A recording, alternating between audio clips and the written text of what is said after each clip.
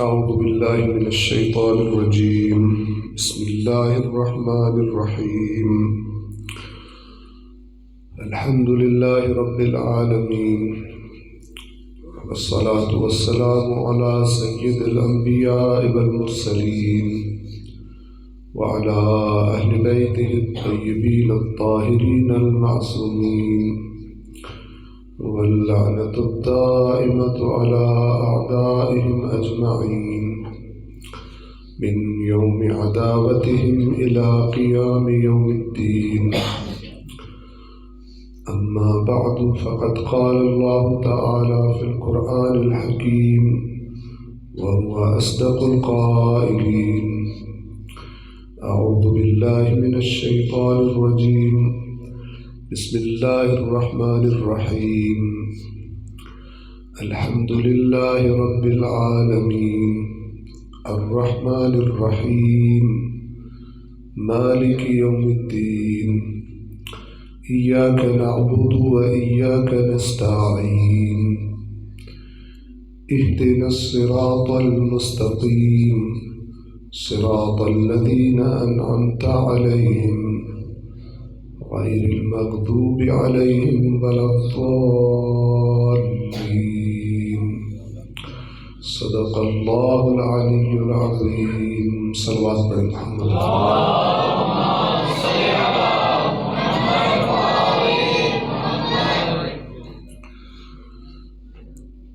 آج کی اس محفل درس قرآن میں جیسا کہ آپ کے سامنے میں نے قرآن کریم کی مصحف کی ترتیب کے اعتبار سے پہلی سورۃ الفاتحہ کی تلاوت کی ہے، تو انشاءاللہ آج ہم اس سورہ مبارکہ کے معانی اور اس کے مفہوم پر غور کرنے کی اور اسے سمجھنے کی کوشش کریں گے۔ جو کچھ سورۃ الفاتحہ کے بارے میں احادیث محمد و آل محمد میں آیا ہے، تو اس سے پتہ چلتا ہے کہ یہ سورہ مبارکہ قرآن کریم کی اہم ترین صورتوں میں سے ہے، بلکہ اہم ترین ہے۔ اور کیوں ہم کہہ رہے ہیں کہ اہم ترین؟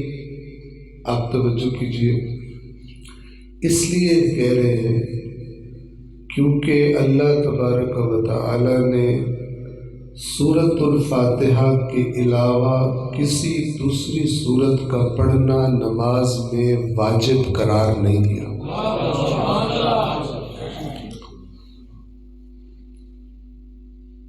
جیسے آپ نے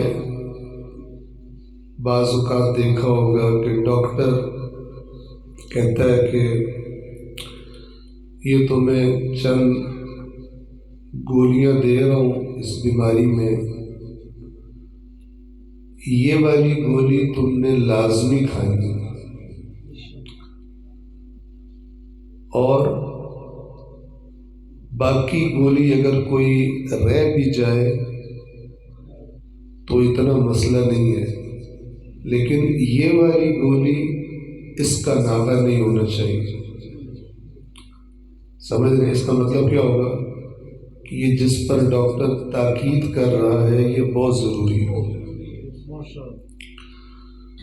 تو اس سے آپ سورۃ الفاتحہ کی اہمیت کا اندازہ لگا لیں کہ خالق کے کائنات نے اس سورت کو اتنا ضروری سمجھا ہے کہ ہر مسلمان پر دن میں کم سے کم 10 مرتبہ اس کو پڑھنا واجب قرار دیا۔ ہماری احادیث میں یہ بات آئی ہے کہ جس نماز میں فاتحہ نہ پڑھی جائے وہ نماز نماز ہی نہیں ہوتی۔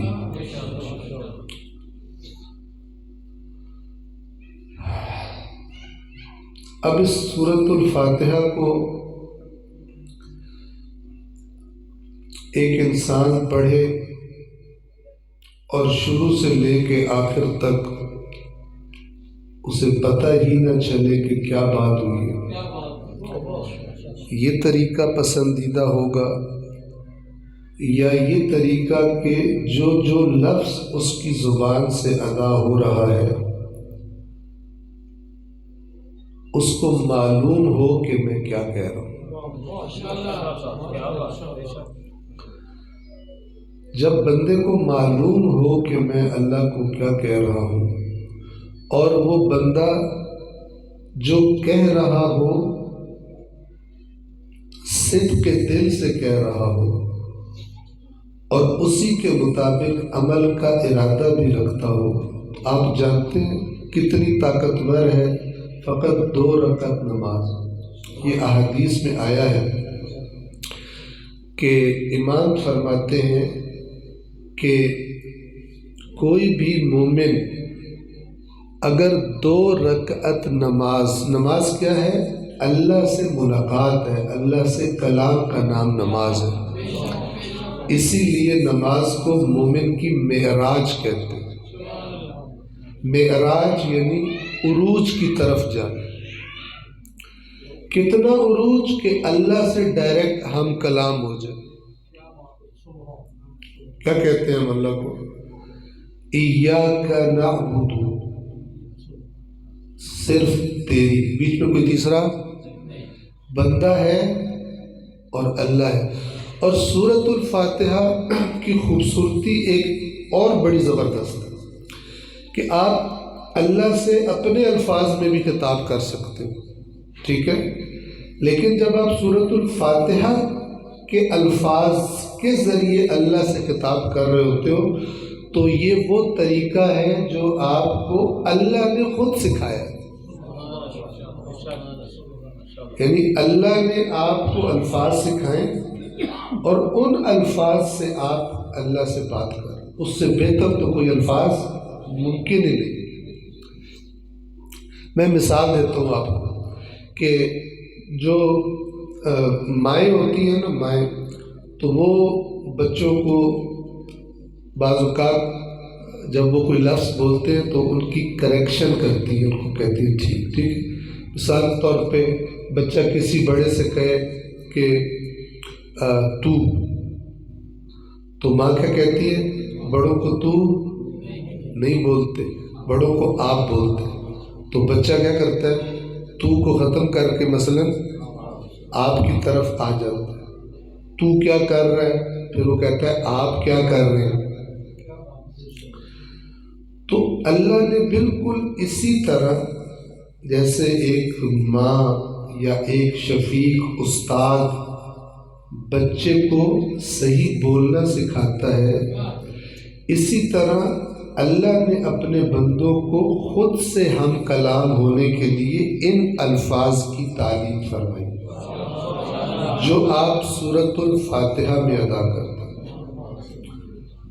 تو جب آپ سورۃ الفاتحہ پڑھو تو اللہ کی ذات سے ایک محبت میں اضافے کے لیے یہ سوچا کریں کہ اس محبت کرنے والے خالق نے یہ الفاظ بولنا اور اس سے بات کرنا مجھے خود سکھایا، اس کے سکھائے ہوئے الفاظ کے ذریعے اس سے بات کر رہا ہوں، ٹھیک ہے۔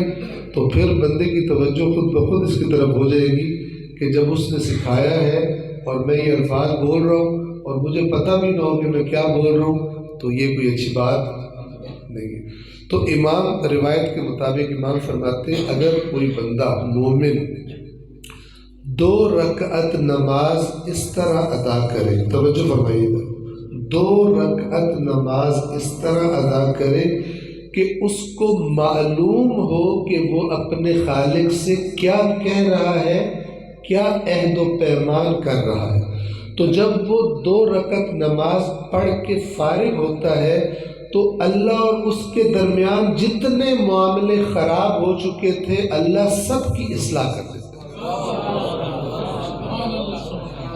2 رکعت نماز میں اتنی پاور ہے۔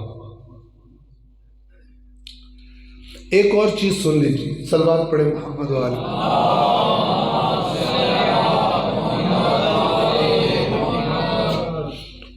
آپ کو معلوم ہے کہ جب دین اسلام کا آغاز ہوا تو کچھ چیزیں ایسی تھیں کہ جن کو حرام تو قرار دے دیا گیا لیکن ایک ہی دفعہ میں حرام قرار نہیں دیا، سٹیپ بائی سٹیپ، ٹھیک ہے نا، 2-3 مرحلوں میں حرام قرار دیا۔ ان میں سے ایک چیز شراب ہے، ٹھیک ہے۔ البتہ ہمارے معاشرے میں کئی لوگوں پہ ابھی بھی حرام نہیں ہوئی، ٹھیک ہے نا، پیتے کافی کچھ ہے۔ ہم تو ایسے لوگوں کو جانتے ہیں کہ جنہوں نے عیسائی رکھے ہوئے تنخواہ پہ تاکہ ان کی لائسنس پہ جو ملتی ہے وہ خود استفادہ کر سکے۔ مسیحیوں کا مطلب مسیحیوں کے لائسنس ہوتے ہیں، ٹھیک ہے، تو انہوں نے مسیحی تنخواہ پہ رکھے ہوتے تھے، تیرے لائسنس کا جو کوٹا ہے وہ میرا ہو گیا مسلمان کا، ٹھیک ہے، اور عیسائی مسلمان بھائی بھائی، ٹھیک ہے، اس طرح استفادہ کرتے۔ خیر چھوڑے، عرض کیا کہ شراب 3 سٹیپس میں حرام ہوئی۔ اس میں جو دوسرا سٹیپ تھا وہ یہ والی آیت تھی، یا ایھا الذین آمنوا لا تقربوا الصلاۃ وانتم سکارا، اے ایمان والو لا تقربوا الصلاۃ، نماز کے قریب نہ جاؤ، ٹھیک ہے۔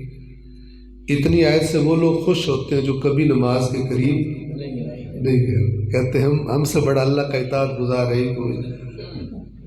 لا تقربوا الصلاۃ، لا تقربوا الصلاۃ وانتم سکارا، وانتم سکارا، اس حالت میں کہ تم نشے میں ہو، یعنی اے ایمان والو نشے کی حالت میں شراب نماز کے قریب نہ جاؤ۔ یہ آپ سب کو پتہ ہے، آپ نے یہ آیت سنی ہوئی ہے۔ اگلی بات پتہ نہیں سنی ہے یا نہیں سنی، اس پر توجہ کروانا چاہتا ہوں۔ ابھی شراب حرام نہیں ہوئی تھی، ورنہ یہ تو کہنے کی بات ہی نہیں بنتی کہ حالت نشے میں نماز کے قریب نہ جاؤ، ویسے ہی کہا قریب نہ جاؤ شراب کے،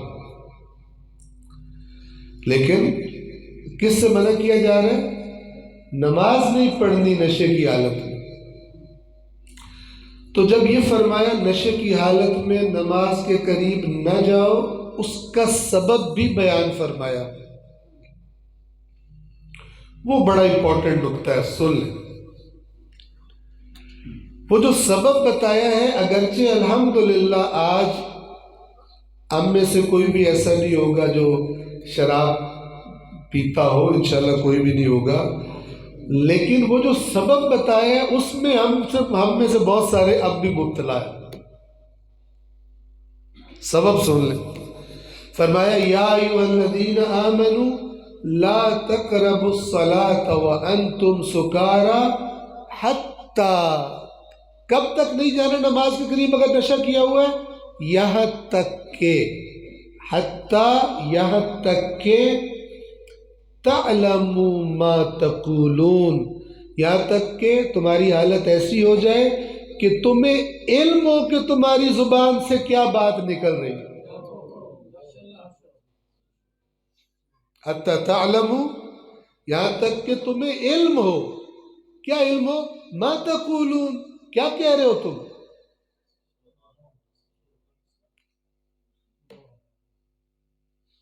اب یہ جو انسان کے منہ سے نکل رہا ہے اس کا پتہ ہی نہ ہونا کہ کیا میں بول رہا ہوں، یہ صرف شراب کی وجہ سے نہیں ہوتا، کیونکہ ہم کئی دفعہ نماز پڑھ رہے ہوتے ہیں، نعوذ باللہ شراب کے نزدیک بھی نہیں گئے ہوتے، شراب نہیں پی ہوتی، لیکن سبب وہ موجود ہوتا ہے، پتہ نہیں ہوتا کیا بول رہے ہیں۔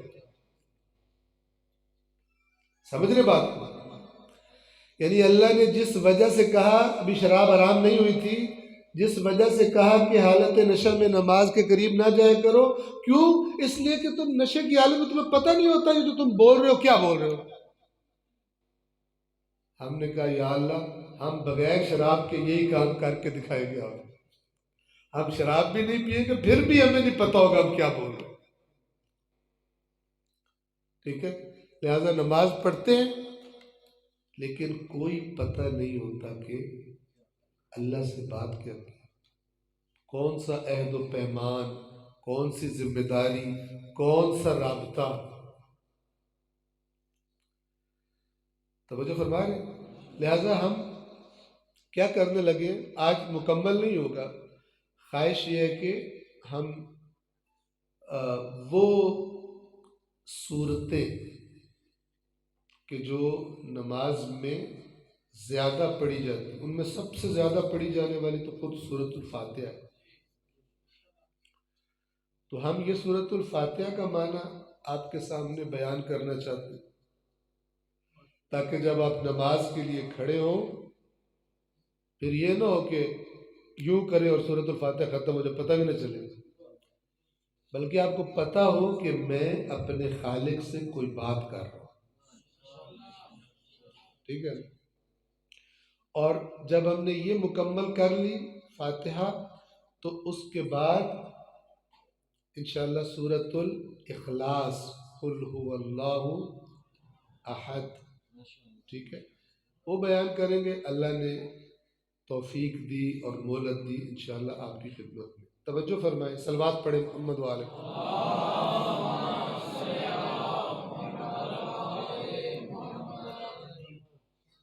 جب ہم سنجیدہ نہیں ہوتے اپنے دین کی چیزوں کے بارے میں، پھر بعض تصورات ہمارے ذہن میں بالکل حقیقت سے الٹ بنے ہوتے ہیں۔ لفظ فاتحہ کو لے لیں، لفظ فاتحہ، فاتحہ کا لفظ ان جو سورۃ الفاتحہ کا نام ہے، یہ لفظ ہم عام طور پر اینڈ کے لیے استعمال کرتے ہیں، فاتحہ پڑھ دو، فاتحہ پڑھ دو کیا مطلب ہے؟ اینڈ ہو گیا کام، ختم ہو گیا۔ ٹھیک ہے نا، میں نے اس کا پیپر دیکھا ہے تو اس نے امتحان دیا ہے، فاتحہ پڑھ دو، یعنی کام ختم، فیل ہو گیا، اس کے کاروبار کا فاتحہ پڑھ ہی گیا آج۔ کیا مطلب؟ تو فاتحہ سے ہمارے ذہن میں کیا ہے؟ اینڈ، بندہ مر گیا، کیا پڑھو؟ فاتحہ، جبکہ فاتحہ کا مطلب بالکل الٹا ہے۔ فاتحہ کا مطلب کیا ہے؟ سٹارٹ۔ فاتحہ کا مطلب کیا ہے؟ شروع۔ فاتحہ کا لفظ نکلا ہے فتح سے، جسے ہم فتح کہتے ہیں، ہے فتح، اصل لفظ فتح ہے لیکن ہم اردو میں آسانی کے لیے اس کو تے کو زبر دے دیتے ہیں، فتح بولتے ہیں۔ فتح کا مطلب کیا ہے؟ فتح کا معنی ہے کسی چیز کو کھولنا، کسی چیز کو۔ فاتح کسے کہتے تھے؟ پرانے زمانوں میں آپ کو پتہ ہے جو شہر ہوتے تھے ان کے گرد دیوار ہوتی تھی، قلعہ بنا ہوتا تھا، تو اگر کوئی باہر سے حملہ کرتا تھا تو اس کے جیتنے کی علامت کیا ہوتی تھی؟ وہ بڑا دروازہ کھول دیتے، بڑا دروازہ، تو اسے کہتے تھے یہ فاتح، یعنی کھولنے والا ہے، اس قلعے کا بند دروازہ اس نے کھول دیا ہے، یعنی یہ جیت گیا ہے، جو اندر تھے ان کو شکست ہو گئی۔ تو فاتح مذکر ہے اور فاتحہ مؤنث ہے، الفاتحہ کا معنی ہے انسان پر اللہ سے رابطے کا دروازہ کھولنے والی، یعنی یہ سٹارٹ کر رہی ہے، اسیانے اینڈ ہو گئے، فاتحہ پڑھ چکے۔ تو جب ہم بالکل سنی سنائی باتوں پر اور رواجوں کو دیکھ دیکھ کے چل رہے ہوتے ہیں، کوئی بندہ چنگا نہ لگتا ہوئے تو ہوئے بھی دوئے بس لگتا تو کیا مر گیا مردود، نہ فاتحہ نہ درود۔ فاتحہ وہاں بھی اینڈ کے لیے لگائے۔ بس پہلی بات آپ یاد رکھیں کہ فاتحہ اللہ کے ساتھ رابطے کی وادی کا دروازہ کھولنے کا نام، یعنی یہ انٹرنس ہے، یہاں سے شروع ہوتا ہے۔ اچھا، اس کا نام ہے، ہم کہتے ہیں نا سورۃ الفاتحہ، اصل میں اس کا نام ہے فاتحۃ الکتاب، کتاب کو کھولنے والی۔ کیا مطلب؟ یعنی یہ اللہ کی کتاب کا دروازہ ہے، یہاں سے انسان اس وادی میں داخل ہے۔ کیا اس صورت میں روایات میں بھی یہ بتایا گیا، اور آیات سورۃ الفاتحہ پر اگر ہم غور کریں تو اسی بات کی تصدیق ہوگی کہ سورۃ الفاتحہ میں جتنا کچھ قرآن میں آیا ہے، جتنی تعلیمات قرآن میں آئی ہیں، ان سب کا خلاصہ اور نچوڑ ہے، یعنی پورے قرآن کا خلاصہ ہے۔ کیسے؟ ہم اس کو دیکھ لیں گے جب ترجمے کی طرف جائیں گے۔ تو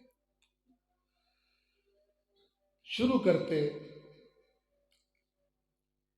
پہلی آیت کون سی ہے؟ بسم اللہ الرحمن الرحیم، یہ پہلی آیت۔ کیا معنی ہے اس کا؟ بسم اللہ لفظی ترجمہ یوں ہے، اللہ کے نام سے، اللہ کے نام سے۔ اور مراد کیا ہے اللہ کے نام سے؟ یعنی اللہ کے نام سے آغاز، اللہ کے نام سے شروع۔ جب قرآن نازل نہیں ہوا تھا تو عربوں میں رسم تھی، جب کوئی اہم کام کرنے لگتے تھے تو اپنے کسی بت یا اپنے کسی مشہور دادے پردادے، ٹھیک ہے نا، اس کے نام لے کر کہتے تھے، مثلا بسم لات، بسم ہبل، بسم العزا، جو ان کے بتوں کے نام تھے۔ کیوں اس کے نام پر شروع کرتے تھے کاموں کو؟ سمجھتے تھے اس سے کام میں برکت ہوگی، اس سے کام کا انجام، کیونکہ جس کا نام لیا جا رہا ہے وہ بڑا ہے تو اس کام میں بھی برکت ہو جائے گی، اس کام کا انجام صحیح انجام تک پہنچے گا۔ تو قرآن جب نازل ہوا تو سب سے پہلے یہ اعلان کیا کہ اگر تم یہی چاہتے ہو کہ کسی بڑے کا نام لو اپنے کام پر، تو پھر جو سب سے بڑا ہے اس کے نام سے آغاز کرو۔ نہ کہو بسم اللہ، بسم العزا، بسم فلان، کہو بسم اللہ، اللہ کے نام سے۔ اور مراد کیا ہے؟ یعنی یہ جو میں کرنے لگا ہوں، چاہے کلام کا آغاز ہے، چاہے کسی عمل کا آغاز ہے، کچھ بھی ہے، اس کو شروع کر رہا ہوں، اس کو متبرک کر رہا ہوں، اس کو بابرکت بنانے کے لیے سب سے لازوال اور بابرکت ذات کے نام سے اس کام کو منسوب کر رہا ہوں۔ لہٰذا ہم سے کہا گیا، توجہ سے سنیں، ہم سے کہا گیا کہ ہر کام کو بسم اللہ سے آغاز کرو۔ اگر کوئی بندہ اس پہ پکا ہو جائے، یعنی عہد کر لے، مردوں والا عہد کر لے، میں نے ہر کام بسم اللہ سے شروع کرنا ہے، تو اس بسم اللہ کی برکت سے برے کام اسے چھوڑنے پڑے۔ ٹھیک ہے نا؟ اب ارادہ کر کے نکلا ہے کہ آج میں کسی نے کوڑ مارنا ہے، ٹھیک ہے نا؟ اب اس کے سامنے جائے گا، کہے گا بسم اللہ الرحمن الرحیم، کوڑ مارنے کے لیے میچ ہی نہیں کرتا، بات جڑتی نہیں ہے۔ بسم اللہ الرحمن الرحیم کسی نے گال کاٹ دے، گالی نکالی، بسم اللہ الرحمن الرحیم کسی کو فراڈ کر۔ اگر ہم اللہ کے ساتھ کمٹمنٹ کریں نا کہ ہم نے ہر کام تیرے نام سے شروع کرنا ہے، تو اللہ کہے گا وہ میرا پھر گفٹ ہی۔ اگر تو یہ دل سے بات کر رہا ہے، مردوں والی بات کر رہا ہے، 2 نمبری نہیں کرے گا، تو پھر میرے سے گارنٹی لے لے، یہ بسم اللہ پڑھنا ہی تیرے سارے گندے کام چھڑا دے۔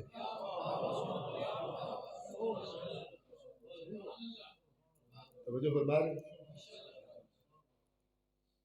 لہٰذا ہمارے پنجابی میں کہتے ہیں بسم اللہ دی برکت نال، کہتے ہیں آپ کے علاقے میں، ہمارے وہاں کیوں کہتے ہیں بسم اللہ دی برکت نال، ٹھیک ہے نا؟ یعنی یہ گویا کہ بتا رہے ہوتے ہیں کہ بسم اللہ کیوں کہا جا رہا ہے کام میں، تو جھوٹ میں اللہ کے نام سے برکت ہوتی ہے۔ میں کوڑ ماروں ہاں، بسم اللہ دی برکت نال نہیں کر سکتے۔ تو یہ تاثیر ہے۔ اسم کا معنی ہے نام۔ اللہ کا کیا معنی؟ اسم تو یاد رہے گا نا، میں بعد میں پوچھوں تو آپ مجھے بتا دینا، ٹھیک ہے نا؟ اسم کا معنی مشکل نہیں ہے، اس لیے کہ اسم اردو زبان میں بھی استعمال ہوتا ہے۔ آپ کا اسم گرامی کیا ہے؟ گرامی کہتے ہیں احترام، آپ کا احترام والا نام کیا ہے، ٹھیک ہے نا؟ اسم اللہ، سن لے ذرا، یہ اللہ کا لفظ اصل میں ہے الہ۔ لا الہ پڑھتے ہو نا؟ لا الہ، اینڈ پہ ہاں پہ زبر سے الہ پڑھتے ہیں، ورنہ کیا ہے اگر زبر نہ پڑھے تو لا الہ۔ الہ کسے کہتے ہیں؟ جس کی عبادت کی جاتی ہے، جس کی عبادت کی جاتی ہے۔ اللہ اصل میں کیا ہے؟ الہ، ٹھیک ہے نا؟ اللہ تو کسی سے پوچھ لو ایڈا جو تسی میرے نال پیار ہے، میرے نام کا معنی تو دس، تسی آپ کو سانو کی پتہ، آپ کو بتا رہا ہوں اصل میں کیا ہے الہ۔ تو اللہ کیسے بنا؟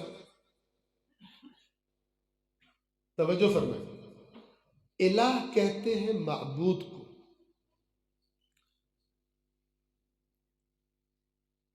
عربی زبان کا ایک قاعدہ ہے، عربی زبان کا ایک قاعدہ، ضابطہ ہے، قانون ہے کہ جب کسی اسم پر کہ جو بذات خود نکرہ ہے، نکرہ معرفہ سمجھتے ہیں؟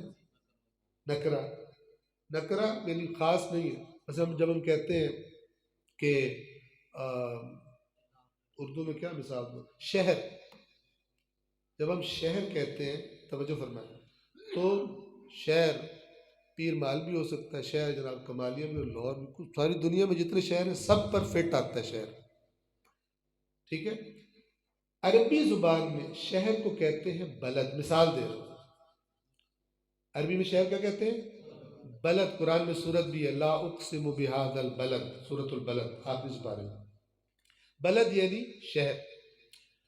اگر عربی زبان میں بولا جائے بلد تو ہوگا شہر، کون سا شہر؟ کوئی سا، لیکن اگر اس بلد پر آپ ایک الف لام ایڈ کر دیں، البلد کر دیں، یہ البلد عرب کو بتا رہا ہوتا ہے کہ اب یہ ہر شہر مراد نہیں ہے، کسی خاص شہر کی بات ہے، خاص شہر کی، ٹھیک ہے نا؟ اگر اللہ فرماتا نا لا اقسم ببلد، میں ایک شہر کی قسم کھاتا ہوں، وہ شہر کوئی سا بھی ہو سکتا تھا، لیکن وہاں پہ کیا، لا اقسم بہذا البلد، بہذا البلد، ٹھیک ہے نا، اس خاص شہر کی قسم کھا رہا ہوں۔ سمجھیے گا بات کو، عرب جو تھے یہ ایک الہ کے قائل نہیں تھے، ایک الہ کے قائل، یہ کہتے تھے وہ بھی الہ ہے، اے بھی الہ ہے، بت بھی، کئی معبود تھے ان کے، ٹھیک ہے؟ تو اللہ کو ان باقی معبودوں سے جدا کرنے کے لیے انہوں نے کیا کیا، ایک الف لام ایڈ کیا، اور لفظ بنا کیا، الہ۔ یہ الف لام نے کیا بتایا، باقی ذرا عام کیٹیگری کے معبود ہیں، یہ ایک خاص معبود ہے، خاص ہے، توجہ ہمارے، تو لفظ کیا بنا، الہ، خاص معبود، ٹھیک ہے؟ پھر اللہ کیسے بنا، یہ ہر زبان میں ہوتا ہے، جب ایک لفظ ہے نا اس کو بہت زیادہ استعمال کیا جاتا ہے تو جو اس میں ناہمواری ہوتی ہے وہ زبان بولنے والے بیچ سے نکال دیتے ہیں۔ الہ بولنا ذرا مشکل تھا، آہستہ آہستہ کیا ہو گیا، اللہ۔ اب اس کی سٹوری سمجھ آ گئی آپ کو، الہ، الہ بنا، اور آخر میں کیا بن گیا، اللہ۔ یہ ہے اس لفظ کی سٹوری۔ الہ کسے کہتے ہیں، الہ کہتے ہیں لائق پرستش، جس کی عبادت کی جاتی، جس کی عبادت کی جاتی۔ اگر یہاں تک واضح ہے تو اگلی بڑی خاص بات سن لیں اللہ کے بارے میں۔ آپ کو پتہ ہے اللہ تعالیٰ کے بہت سارے صفاتی نام ہیں، مثلا سورہ حشر میں اکٹھے بہت سارے اللہ کے صفاتی نام آئے، هو اللہ الذی لا الہ الا هو عالم الغیب والشہادہ، یہ عالم الغیب والشہادہ ایک صفاتی نام ہے۔ هو الرحمن الرحیم، رحمان بھی صفاتی نام ہے، رحیم بھی۔ هو اللہ الذی لا الہ الا هو الملک القدوس السلام المؤمن المہیمن العزیز الجبار المتکبر، ٹھیک ہے؟ یہ هو اللہ الخالق البارئ المصور، یہ سارے کے سارے نام اللہ تعالیٰ کی کوئی نہ کوئی صفت بیان کر رہے ہیں۔ ان سب ناموں میں اور اللہ میں کیا فرق ہے؟ لفظ اللہ کے اندر اللہ کی تمام صفات کا معنی اکٹھا پایا جاتا ہے، یعنی جب آپ اللہ کہتے ہو نا یا رحمان یا رحیم، ایک صفت سے پکار رہے ہوتے، یا قہار یا جبار، ٹھیک ہے، ایک صفت سے پکار رہے ہوتے ہو۔ جب آپ کہتے ہو نا یا اللہ، تو آپ اللہ کو اس کی ساری صفات کے ساتھ پکار رہے ہو۔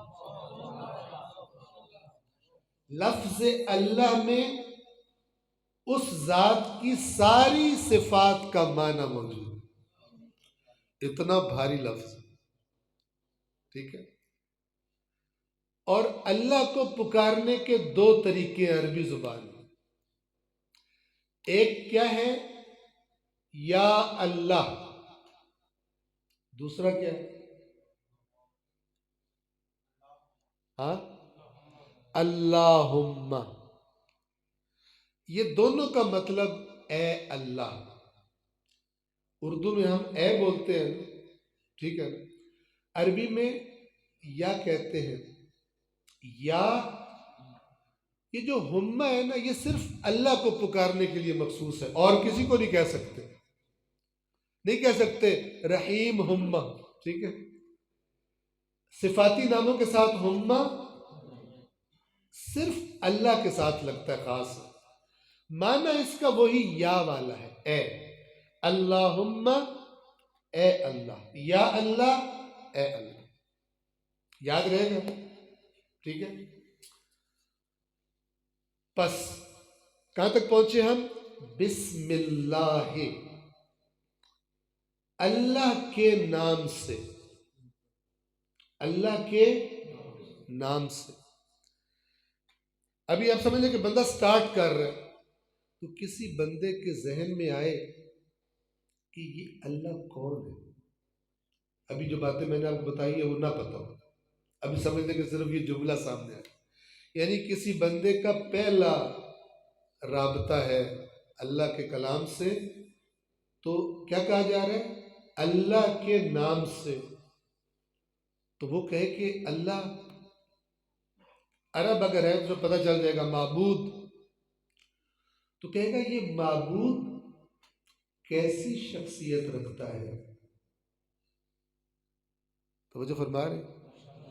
تو اللہ تبارک و تعالی نے کیا چاہا کہ میرا بندہ سب سے پہلے، صفات تو میری ساری کی ساری ہیں، لیکن میرا بندہ سب سے پہلے میری جن صفات سے آشنا ہو وہ میری رحمت والی صفات ہونی چاہیے،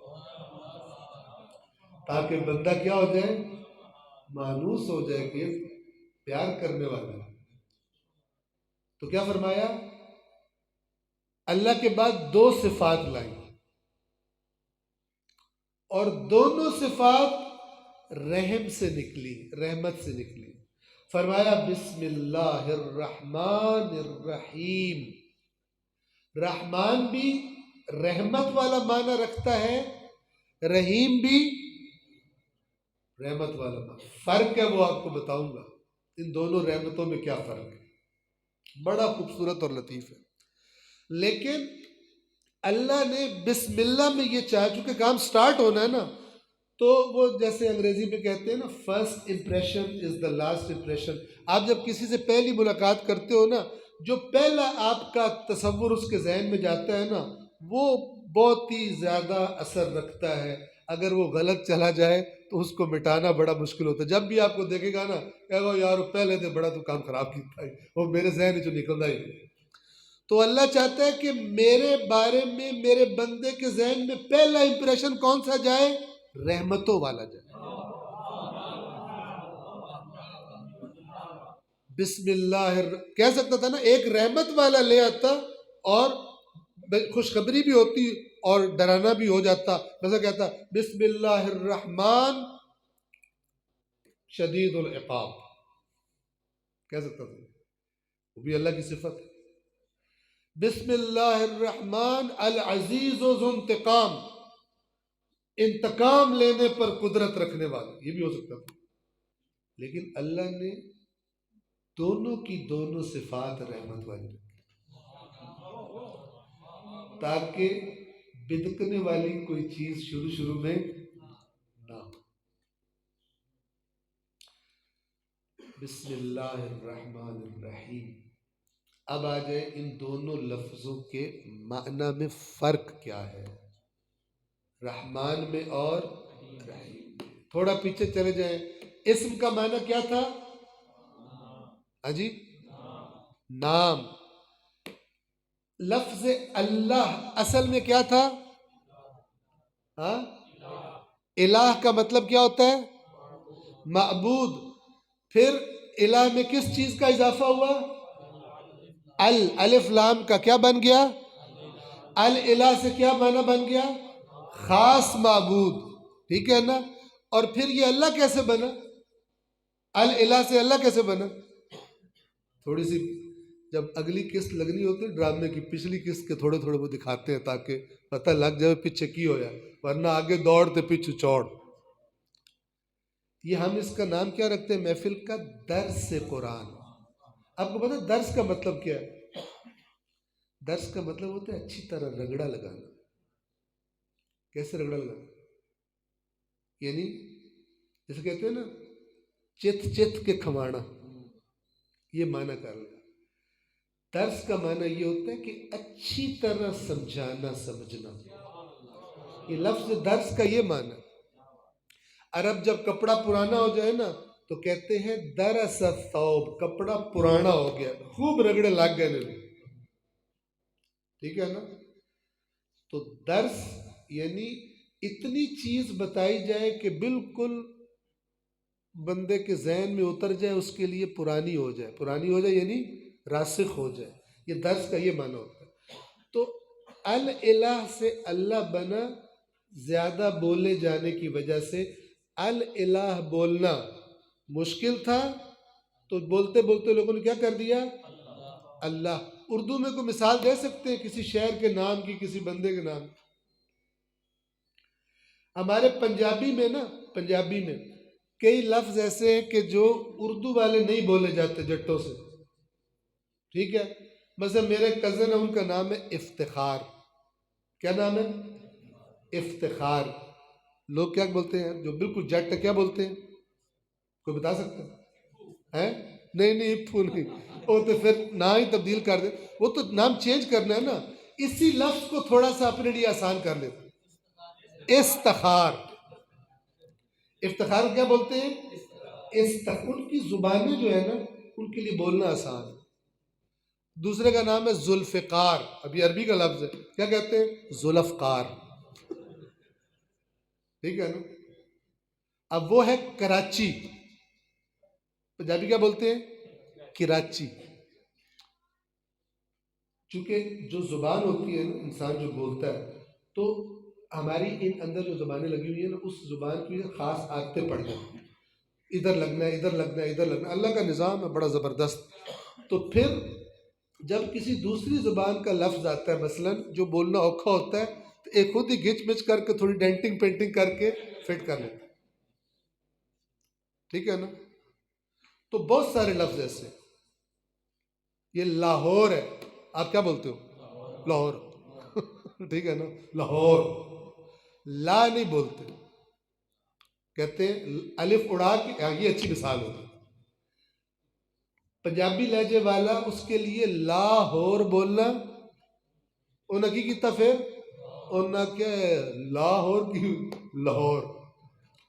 تو لفظ کو تھوڑا تبدیل کر دیتے ہیں تاکہ بولنا، تو یہ الالہ ذرا زبانوں کے لیے ثقیل تھا، ٹھیک ہے؟ تو آہستہ آہستہ کیا بن گیا؟ اللہ۔ صلوات پڑھ دے محمد وعلیہ۔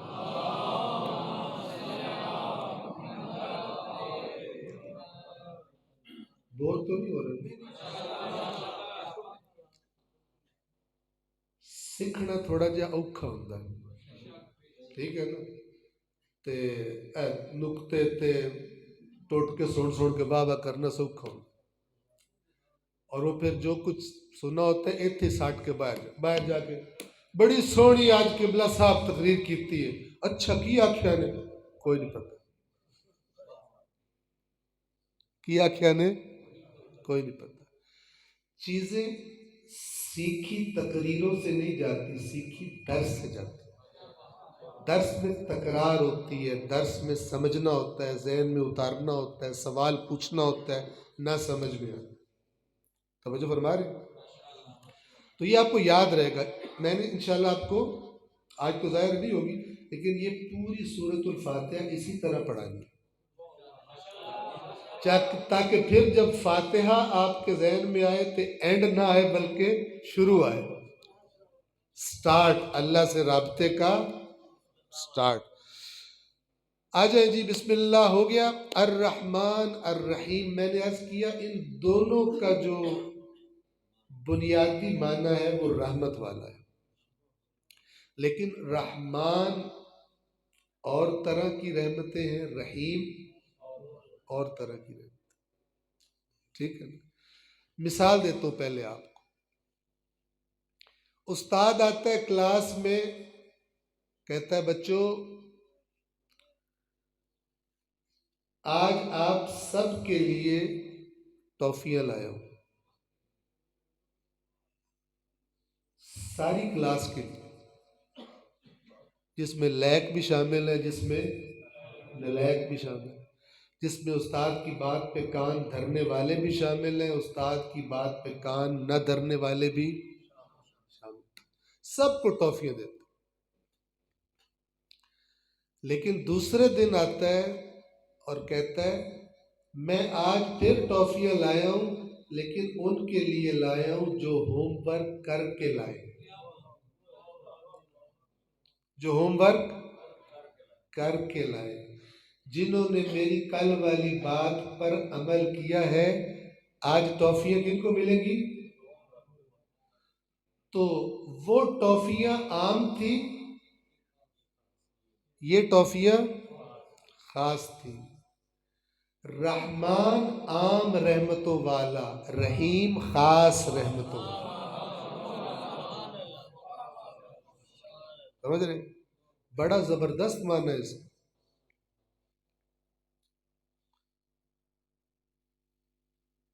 تو جو دوسرے دن صرف ہوم ورک والوں کو ٹافیاں ملی تے دوے باوے جڑے ہاں انہاں کیا کل تے تساں سارے نو دتیاں؟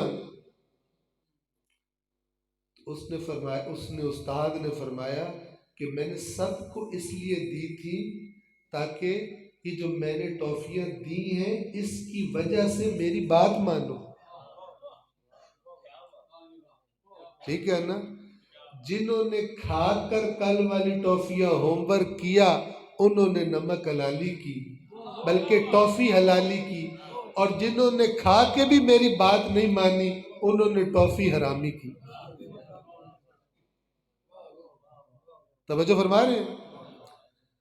تو اللہ تبارک و تعالی رحمان بھی ہے، رحیم بھی ہے۔ کیا کہتا ہے کہ آج میں نے تم سب کو سانسیں دی ہوئی ہیں، میں نے فرعون کو بھی سانس دی ہے، میں نے موسیٰ کو بھی ویسی سانس دی ہے، میں نے فرعون کو بھی آنکھیں دی ہیں، میں نے موسیٰ کو بھی آنکھیں دی ہیں، میں نے امام حسین کو بھی زبان دی ہے، میں نے یزید اور شمر کو بھی زبان دی ہے، سب کو دی ہے، لیکن کل میں ان کو صرف دوں گا جنہوں نے نمک حلالی کی۔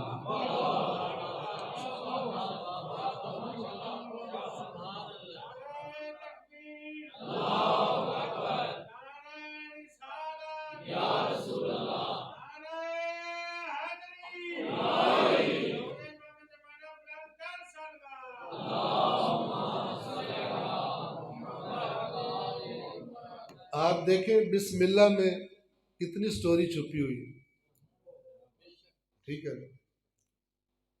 کتنی سٹوری چھپی ہوئی ہے۔ تو اسی بچپن تو بسم اللہ دا کی سن دے رہو، مولا بسم اللہ دی بے دا نکتا، ساری قوم تو پوچھ لو کسے نو نہیں پتہ ہونا کی مطلب ہے، سن دے ہیں واہ واہ کر دیں، پتہ سر کوئی نہیں،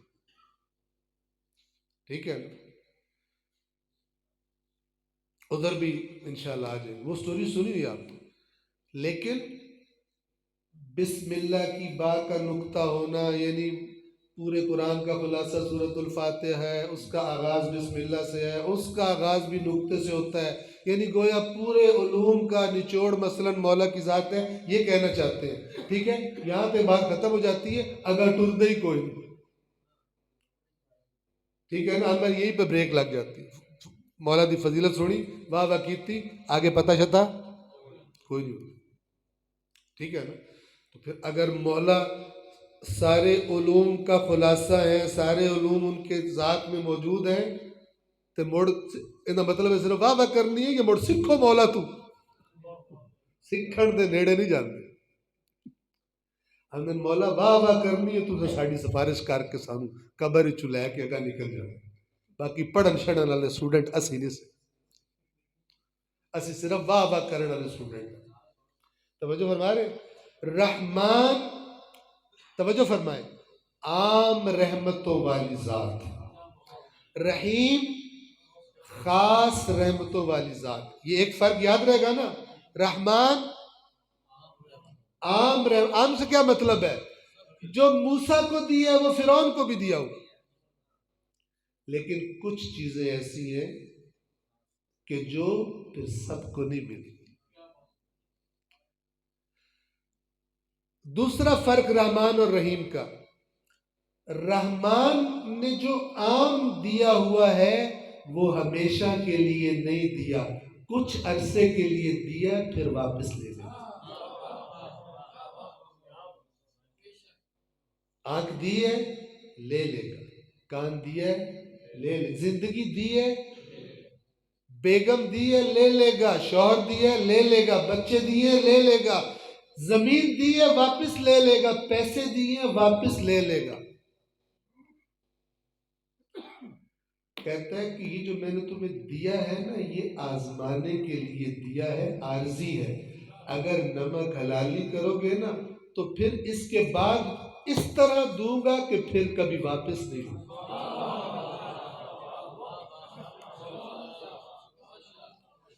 دوں گا اتنا زیادہ کہ تم سوچ بھی نہیں سکتے، اور دوں گا بھی اس طرح کہ پھر واپس، اور یہاں پہ تمہارے پاس سب کچھ ہو بھی، دنیا کا بہترین باورچی تمہارے باورچی خانے میں، تو پتہ نہیں دیسی تو ولائتی تو کانٹیننٹل تو کون کون سی ڈشیں بناتا ہو، سب تمہارے پاس ہے، لیکن میں تینوں ہی بیمار کر چھڑا کہ میں کھا سکتی۔ کوک صاحب کانٹیننٹل پکا رہے ہیں کچن میں، تو میاں صاحب نو ہسپتال ٹیکے نال غذا دیتی جا رہی ہیں، کیونکہ وہ کھا ہی نہیں سکتے۔ تو یہاں پر توجہ فرمائیں، یہاں پر اگر تمہیں مل بھی جائے، سب کچھ تمہارے پاس ہو، تب بھی تمہارا کوئی پرزہ ڈھیلا ہو جائے تو بھی اس سے محروم ہو جاتے ہو، ٹھیک ہے نا؟ یار بیلی کھا سکتے ہیں، تم نہیں کھا سکتے۔ تسی کیوں نہیں کھاندے پہ؟ مین جی شوگر، ڈاکٹر آکھیا ہن بد پرہیزی کیتی تے پھڑک جا سکتا، میں نہیں کھا سکتا، پیدا پہ نہیں کر کے سارے کوئی کیڑا حلوہ کھا رہا ہے، کوئی پتہ نہیں کیڑی ٹرائفل کھا رہا ہے، کوئی جناب بھئی چاکلیٹ کیک کھا رہا ہے، اے بھئی کھوا رہا ہے، کھا نہیں سکتا۔ مثال دے، تو اللہ کہتا ہے وہ جو دوں گا نا، ایسا جسم دوں گا جو کبھی بیمار نہیں ہو، جو تمہیں ذائقہ چکھنے کا سواد آتا ہے نا، ابھی بھی میں نے ہی زبان تمہاری بنائی ہے جس پہ چکھنے والے بڈ لگے ہوئے ہیں، جن پر جب میٹھی چیز آتی ہے تو وہ دماغ کو سگنل بھیجتے ہیں اور تمہارا دماغ کہتا ہے سواد آ گیا، چس آ گئی، ایڈا سوادی کہتے ہیں نا، ٹھیک ہے؟ تو لیکن دوسرا نوالا کھایا، جیسے جیسے نوالے بڑھتے جا رہے ہیں چس میں کمی آتی جا رہی، ٹھیک ہے؟ آخر میں بیلی کہتا ہے آپ کا میزبان اے ایک ہور بھی سویڈش پکائی، تسی آنو میری بس آنے میرے باہر ہوندے پہ میں ہور نہیں کھا سکتا، ٹھیک ہے؟ پہلے دسنا آئی ہون نہیں کھا سکتا، حالانکہ وہ دوئی پہلی تو ڈھیر سوادی ہے، لیکن میں ہون نہیں کھا سکتا۔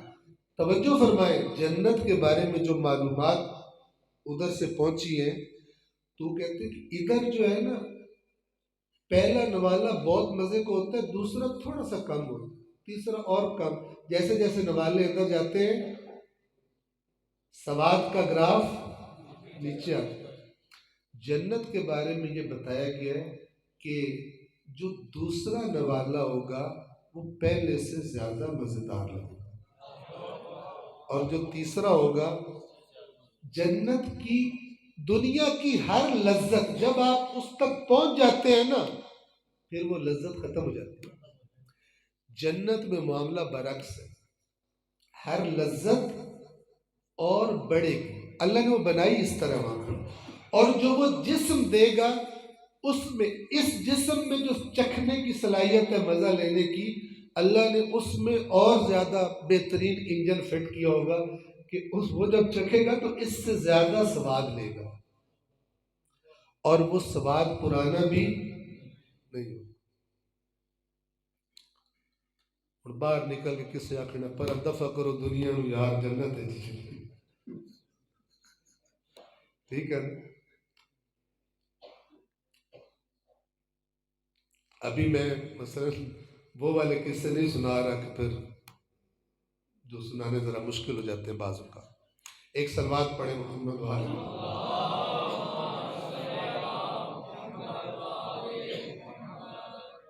رحمان رحیم کا پہلا فرق، رحمان عام رحمتوں والا، رحیم خاص رحمتوں والا. رحمان نے جو سب کو دی ہوئی ہیں عام ہیں لیکن دائمی.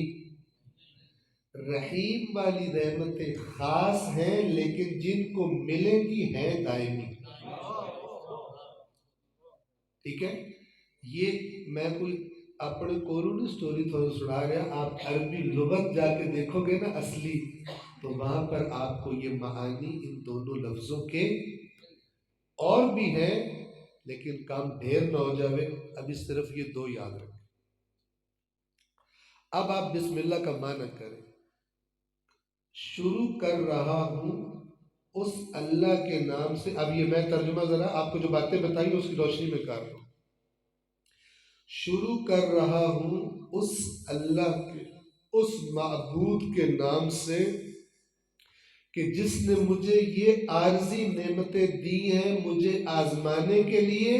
اگر میں صحیح استعمال کروں گا تو مجھے دائمی نعمتیں دے گا.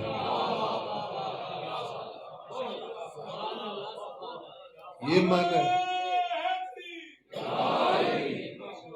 دیکھ رہے ہیں آپ، یہ جب آپ کنیکشن جوڑتے ہیں لفظوں کے تو پھر آپ کو اندر کی سٹوری بھی. ہم شروع اللہ کے نام سے بڑا مہربان نہایت رحم کرنے والا، چل یہ جانتے ہیں نا بھائی. اللہ کے کلام میں بہت کچھ، یعنی بسم اللہ میں پوری کی پوری سٹوری کا نچوڑ ہے. تمہارا ایک معبود ہے، اس نے تمہیں آزمایا ہے. یہ جو چیزیں تمہارے پاس ہیں جتنی بھی زیادہ ہو جائیں دھوکہ مت کھانا، یہ چلی جانی. ان کے ذریعے کوشش کرو دائمی حاصل کرنے کی. ٹھیک ہے نا. جیسے بعض دفعہ کہتے ہیں نا کہ تمہارا عارضی داخلہ ہوا ہے، ہم تمہاری پرفارمنس دیکھیں گے.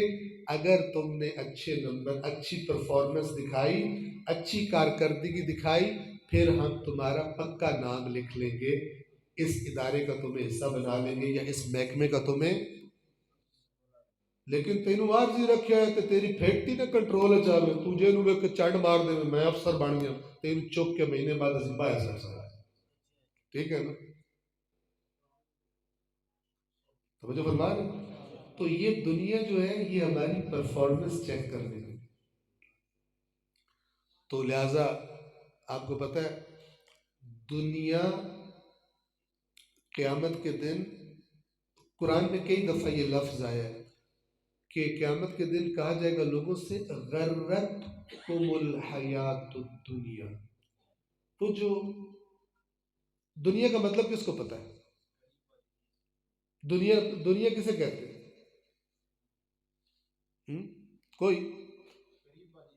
ہاں جی، قریب والی. دنیا کا اپوزٹ ہے. اب جب میں اپوزٹ بتاؤں گا نا پھر آپ کو صحیح معنی پتہ چلے گا. دنیا کا اپوزٹ ہے اولیاء.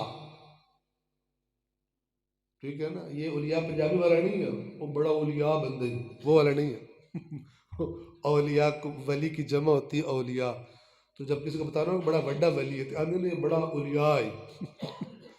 ٹھیک ہے نا. مبالغے کے لیے جمع کا لفظ کا استعمال کرتے ہیں. یہ عین سے ہے العلیاء. اپوزٹ کیا ہے اس کا؟ الدنیا. گھنٹہ ہو گیا. ٹھیک ہے. الدنیا. اولیاء کا معنی ہوتا ہے بلندی. اب دنیا کا معنی کیا ہوگا؟ بس جب میں یہاں بیٹھا ہوں نا تو مثلا اگر فرض کریں یہ 2 منزلہ عمارت ہو تو یہ پہلی چھت جو ہے اسے کہا جائے گا دنیا، اور اوپر والی سے کیا کہا جائے گا؟ اس کی نسبت علیاء، اونچی. ٹھیک ہے. لہذا اللہ نے کیا فرمایا؟ ہم نے نچلے آسمان کو ستاروں سے مزین کیا، چراغوں سے. لفظ کیا بولا ہے؟ وَلَقَدْ زَيَّنَّا السَّمَاءَ الدُّنْيَا، جو نچلا ہے. بس نیچے پستی کا معنی ہے دنیا، چونکہ انسان سے قریب ہوتی ہے اس لیے. تو نام کتنا سونا رکھا ہے اس کا، دنیا یعنی پستی، الحیات الدنیا یعنی پست زندگی، پست زندگی. توجہ فرما رہے ہیں؟ تو اللہ قیامت میں کہے گا غرتکم الحیات الدنیا، دیکھ رہے ہو جنت میں کیا کیا ہم دے رہے ہیں، تمہیں اس پست زندگی نے دھوکے میں ڈال دیا. یہاں کی کوئی چیز اس دنیا کی اس وہاں کی کسی چیز کا مقابلہ. تم نے کتنا اپنے آپ کو گھاٹے میں بیچ دی، بجائے یہ کہ مجھ اللہ سے قیمت لگواتے تو سا اوتھے ہی اپنی قیمت لگا لے. کوئی لاکھ چ ویک گیا تو کوئی کروڑ چ ویک گیا، ویک گئے ہوتے. ٹھیک ہے، دو نمبری. توجہ کریں، بات کو میں تمام کروں. آج کا جو درس ہے وہ ہم بسم اللہ پہ اکتفا کر رہے ہیں. ترجمہ کیا ہے؟ سادہ ترجمہ، اللہ کے نام سے، وہ اللہ کے جو عام رحمتوں والا بھی ہے، خاص رحمتوں والا بھی ہے. یہ اس کا ترجمہ اور معنی تھا. اللہ نے توفیق دی، نیکسٹ ٹائم جب اکٹھے ہوئے، ایک ہمارے اس درس کا پرابلم جو ہے نا وہ یہ ہے کہ یہ الگ الگ تھاں پہ ہوتا ہے. ٹھیک ہے، تو کچھ لوگ تو پھر مشترکہ ہوتے ہیں، یعنی آتے ہیں سب میں، لیکن کئی لوگ جو ہے وہ ایک جگہ پر صرف ہوتے ہیں. تو میں آپ سے ریکویسٹ کروں، اگر آپ سنجیدہ، سیکھنا سنجیدگی سے ہوتا ہے. تو یہ دیکھیں، یہ دوست ریکارڈ کرتے ہیں، مثلا اگر کسی اور جگہ پہ درس ہوتا ہے، ہم اسی سلسلے کو ڈاکٹر صاحب سے میں نے کہا مثلا اس کو لے کے آگے چلیں گے ترتیب سے. تو پھر اس کا طریقہ کیا ہے، اگر مثلا کسی دوسرے چک میں یا کسی دوسرے جگہ پر اگلا درس ہوا ہے تو پھر آپ کیا کریں، یہ آپ کے پاس لنک ہونا چاہیے، اور یوٹیوب میں سے اپنے قیمتی ٹائم میں سے نکال کر تھوڑا 1 گھنٹے کے لیے یہ والا درس سن لیں، تاکہ آپ کو انشاءاللہ ساتھ ساتھ رہے. مہینے میں 1 گھنٹہ کو زیادہ تو نہیں. صلوات پڑھ دیں محمد وآلہ محمد.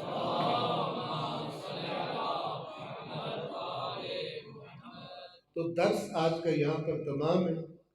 ایک دو جملے جو یہ پچھلے ایام گزرے ہیں، جن کو ایام فاطمیہ کا عنوان دیا جاتا ہے، بس ایک دو جملے بی بی کو یاد کرنے کے لیے آپ کی خدمت میں عرض کر رہا ہوں. آپ سب جانتے ہیں علی مرتضیٰ سے بڑا ثابت اور علی مرتضیٰ سے بڑا ثابت قدم کسی نے نہیں دیکھا تھا. لیکن روایات یہ بتاتی ہیں کہ یہ دونوں چیزیں جب جناب سیدہ کی دنیا سے جانے کی خبر میرے مولا کو ملی ہے، اور خبر لانے والے بھی کون تھے؟ دونوں شہزادے حسن و حسین. تو پھر وہ کیفیت طاری ہوتی دیکھی گئی علی مرتضیٰ پر جو پہلے کبھی نہیں دیکھی. میں بس وہ بیان کرنا چاہتا ہوں، صرف اتنا شروع یہاں سے کرتا ہوں کہ ایک بی بی ہیں جن کا نام ہے اسماء بنت امیس. یہ جناب سیدہ کے آخری ایام میں ان کی خدمت گزار تھی. انہی سے جناب سیدہ نے فرمایا تھا کہ اسماء، میرے چند لمحات سے زیادہ دنیا میں وقت نہیں رہ گیا، میں اندر جا رہی ہوں، جب تک میری تسبیح کی آواز آتی رہے سمجھنا فاطمہ زندہ ہے، اور جب میں خاموش ہو جاؤں تو سمجھ لینا اپنے خالق کی بارگاہ میں حاضر ہو گئی ہوں، اپنے بابا رسول اللہ سے میں نے ملاقات کر لی ہے. اسماء بی بی کی تسبیح سنتی رہی. تھوڑی دیر کے بعد جب خاموشی چھائی اسما نے اس طرح سے بیوی کو آواز دی، اے رسول اللہ کی بیٹی، اے اس کی بیٹی جس کو مقام کعبہ قوسین عطا ہوا تھا، اے اس روئے زمین پر جتنے بھی لوگ چلے ہیں ان میں سے سب سے بلند مقام والے کی بیٹی، میری آواز پر لبیک کہیے۔ جواب نہیں ملا۔ اسما اندر داخل ہوئی، بی بی کے چہرے اقدس سے چادر کو ہٹایا تو دیکھا کہ زہرا اس دنیا میں نہیں رہی۔ عزادارو، بی بی اسما باہر نکلی اس فکر میں ہے کہ کس طرح حسن و حسین کو خبر دے۔ ابھی باہر نکلی ہی تھی کہ دیکھا مسجد کی طرف سے دونوں شہزادے آ رہے ہیں۔ ابھی اسما نہیں بولی تھی کہ دونوں شہزادوں نے سوال کیا، ہماری اماں جان کی طبیعت اب کیسی ہے؟ کیا بتاتی اسما عزادارو؟ بس بول نہ سکی، دونوں شہزادے سمجھ گئے، اندر دوڑے۔ ایک شہزادہ اپنی ماں کے چہرے کے پاس، دوسرا ماں کے قدم چومنے لگا، اماں جان ہمیں لبیک کہیے ورنہ آپ کے حسن و حسین کی روحیں بھی پرواز کر جائیں۔ اسما نے دونوں کو تسلی دی اور کہا جاؤ بابا علی کو خبر دو، علی کی غم خار، علی کی ہمسر زہرا اس دنیا میں نہیں رہی۔ دونوں شہزادے مسجد کی طرف گئے، اپنے بابا کو مسجد میں پایا۔ بس یہ جملہ آپ کو بتانا چاہتا ہوں، جب ان دونوں شہزادوں نے اپنے بابا کو یہ بتایا نا کہ بابا جان، رسول اللہ کے بعد جو آپ کا سہارا اس دنیا میں رہ گیا تھا اب وہ بھی رخصت ہو چکی ہے۔ عزادارو، روایات کہتی ہیں کہ علی جیسا جوان مرد گویا ٹھوکر کھا کر زمین پر گرا، یوں لگتا تھا کہ علی کی آنکھوں کی بینائی چلی گئی ہے، علی کو کچھ دکھائی نہیں دیتا۔ ایک دفعہ رسول اللہ سے خطاب کیا، فرمایا اے اللہ کے رسول، قل عن بضعتک صبری، آپ کے بدن کا ٹکڑا زہرا، ان کی جدائی کے بعد علی کا صبر تھوڑا پڑ گیا ہے، علی کا صبر قلیل پڑ گیا ہے۔ الا لعنت اللہ علی القوم الظالمین وسيعلم الذین ظلموا أي منقلب ينقلبون۔ پروردگار ہم